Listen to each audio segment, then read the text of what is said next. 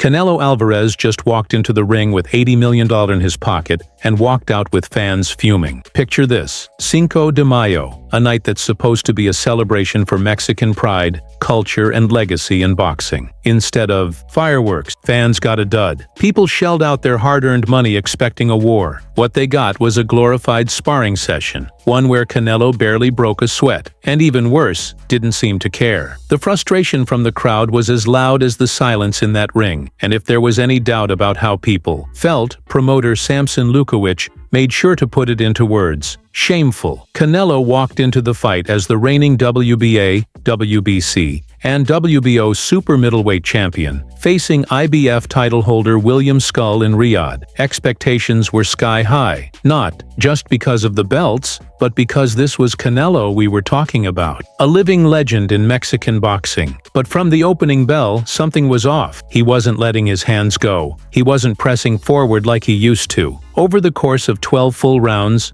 Canelo only let off 152 punches. That's about 12.6 punches per round, less than some fighters throw in a single minute when they're trying to make a statement. Scull wasn't much better. He threw 293, landed 55, just one punch less than Canelo's 56. But considering Canelo was the heavy favorite, the superstar, and the man banking $80 million, his performance stung a lot more. For fans tuning in, especially Mexican fans celebrating Cinco de Mayo, this was supposed to be a moment, a celebration of their champion. But instead, many felt ripped off. Lewkowicz didn't hold back, slamming Canelo for showing no effort and not taking a single risk. He pointed out that with the kind of payday Canelo received, there was an expectation to entertain, to give something back to the people who have supported him for years. The phrase Lewkowicz used, he was stealing their money. That's not just criticism, that's a body shot to Canelo's reputation. It wasn't just about one boring fight. It was about betrayal, about a champion who was supposed to represent his country, and instead cruised through the motions on a night that meant everything to his fans. Then came the comparison. Lewkowicz called out Scull too, saying the Cubans didn't fight with an ounce of the courage David Morrell showed when he went up against David Benavidez. Morrell,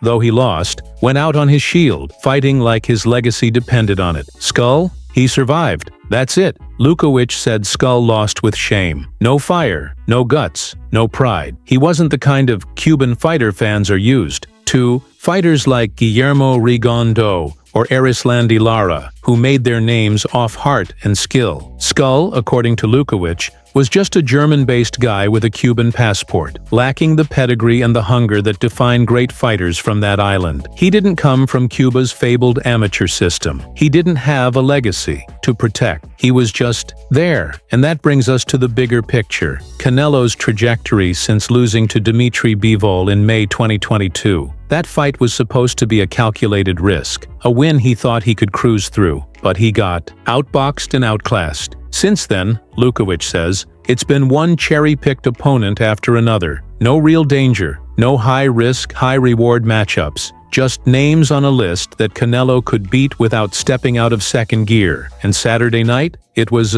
just another in that pattern. Lewkowicz believes Canelo's ducking Benavidez because he knows what's coming. The younger, hungrier lion has been calling him out. And rather than step up, Canelo's hiding behind carefully selected fights that won't test him. The promoter didn't even think David Benavidez bothered to watch the fight. He probably fell asleep, he joked. I fell asleep, and that's the kind of boredom that no main event should ever inspire. But what really makes all this stick is the fact that Turki Al-Sheikh, the Saudi sports power broker who's helped bankroll these mega events, was right there ringside. You've got to wonder what was going through his mind after cutting that massive $80 million check and watching Canelo essentially sleepwalk through a pay-per-view bout on one of boxing's biggest stages. And if that's how Canelo performs against a low-power opponent like Scull, what happens when he steps into the ring on September 12th against Terence Crawford? That's not a man you can coast against. Crawford is fast, intelligent, and ruthless. When he smells blood, he dismantled Errol Spence Jr. with surgical precision. If Canelo tries to preserve energy or play it safe like he did in Riyadh, it might not just cost him the fight, it could damage his entire legacy. Lewkowicz, for his part,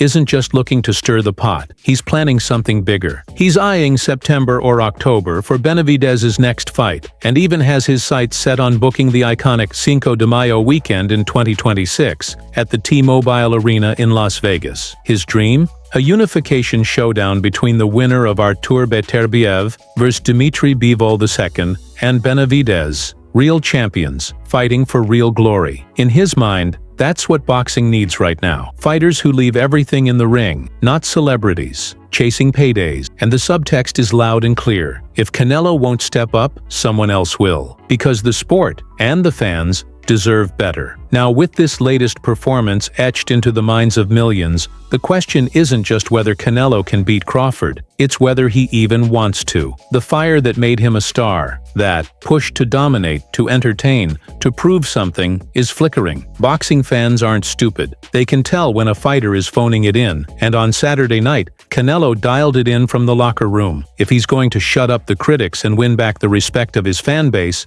it's going to take more than a paycheck and a name. It's going to take risk, heart, and the kind of performance that made people fall in love with him in the first place. And if he can't summon that, well, then it's not just Lewkowicz calling him out. It's the entire sport.